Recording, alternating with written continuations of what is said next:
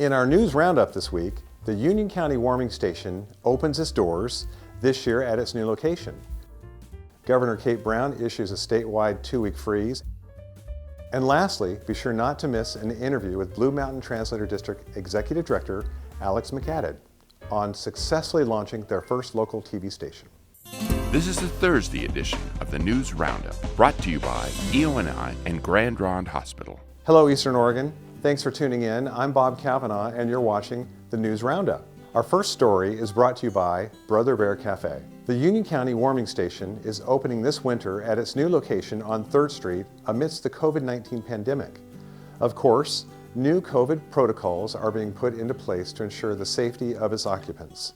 Here's a quick look at an interview with a representative from the warming station with more info about their reopening.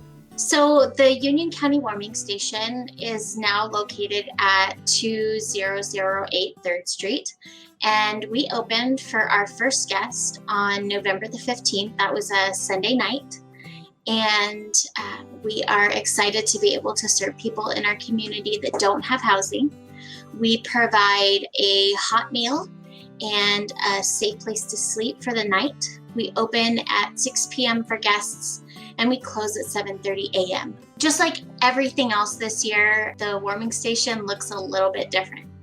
So this year we have a volunteer that screens guests before they enter the building. We have a plexiglass partition, and the screening volunteer has full PPE. For symptoms that are strongly associated with COVID, we will find that guest alternate accommodations. For symptoms that are less strongly associated with COVID, like a runny nose, we have an isolation room that has a separate entrance at a different side of the building and its own bathroom. And then it's cordoned off from the rest of the station, and no one enters that room, and that guest's not allowed to leave that isolation area. We're also we're requiring all guests to wear face masks. We require volunteers to wear face masks, and we're happy to provide those to them. Watch the full video on EO Alive.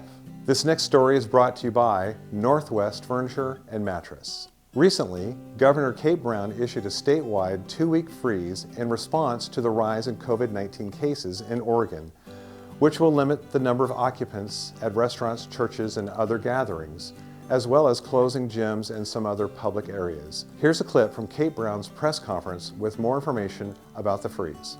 1 week ago, I announced a 2-week pause on social activities to slow the spread of COVID-19 in several of our counties across the state. Unfortunately, since then, we've seen an alarming spike in both cases and COVID-19 hospitalizations. Today, we topple 1,000 cases again. The majority of these cases stem from sporadic community spread, which means the virus is out there. It is out there lurking amongst us, both visible and not. That's why I'm announcing a 2-week freeze for the entire state, beginning Wednesday, November 18th. The 2-week freeze includes limiting restaurants to takeout only, limiting retail, grocery stores, and pharmacies to 75% capacity, and strongly encouraging curbside pickup, closing gyms and fitness organizations, as well as venues that host either indoor or outdoor events, limiting churches and other faith-based venues to a maximum of 25 people indoors or 50 outdoors, and requiring remote work, if at all possible, for all businesses across the entire state. One more key item for the 2-week freeze. It's about social get-togethers, which are limited to 2 households or a maximum of 6 people. I know there's a lot of confusion on what this means, so let me be very, very clear. This means you should only socialize with 1 other household. For those of you who live alone, choose up to 5 people total to socialize with for the next 2 weeks, and that's it. And then when you are together, whether indoors or outdoors, you must still practice all the public health measures we've been drilling for the past 8 months.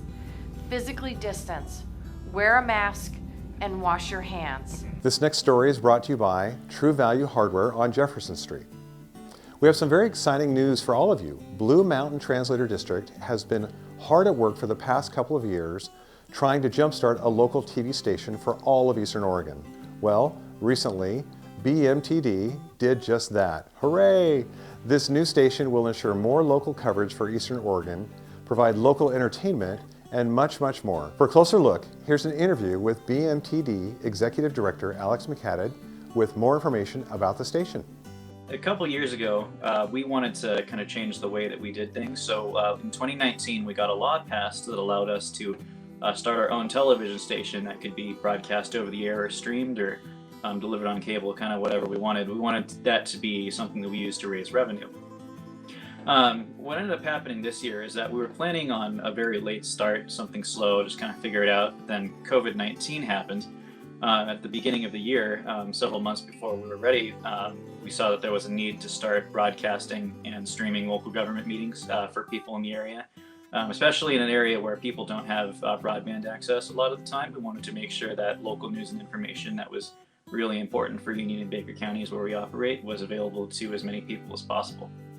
So that's kind of how the channel as it exists today started. We got a streaming version up and running in April, and then we've been using that to stream local government meetings for county commissioners, city councils, and Grand School District. The other thing we've been doing since then, we also broadcast local news that comes up. We put up press releases from local government agencies. But the big part that made this really special was that we've also been working with a company called Sinclair Broadcast Group. They're one of the largest television station owners in the country. And we approached them in spring about allowing us to use a sub-channel on one of theirs. There are a lot of stories to tell in Eastern Oregon, and there are a lot of content creators who are producing a lot of really great material. And we'd really like to see this channel be a place for people to tell stories and share content they've created. If anybody's got a video series or something they're only putting on YouTube or Facebook, they've got pictures that they're only sharing on social media, you can send them to us and we'll start broadcasting them so that we can help Eastern Oregon tell its story to the wider world. Be sure to check out the full video either on our Facebook page or YouTube channel, and be sure to tune in your TV to channel 16-4 to check out BMTD's new station. This next story is brought to you by Rock & Sons Tire and Auto. Here's a quick look at another COVID CHD update with Carrie Bergiotti. And I know that it's probably not everybody's going to alter their plan. I understand that. And so, I think what I would really encourage people to do and like to ask people to do is really think about what modifications can you make to make it safer, right? Okay. And it was kind of like when I was talking about the school environment. It's how can you change the environment just a little bit so you reduce your risk? And that's, can you maybe this year make the size of the gathering a little bit smaller? Or when you're with each other, can you sit further apart? I just, again, really thinking through maybe you don't fully change your plans, but how can you reduce the risk when you do come together? And it's about making sure that our loved ones are safe and making sure that they're around for the next holiday. Watch the full video on EO Alive. That's it for this week, Northeast Oregon. I'm Bob Kavanaugh. Be sure to tune in next time for the weekly News Roundup.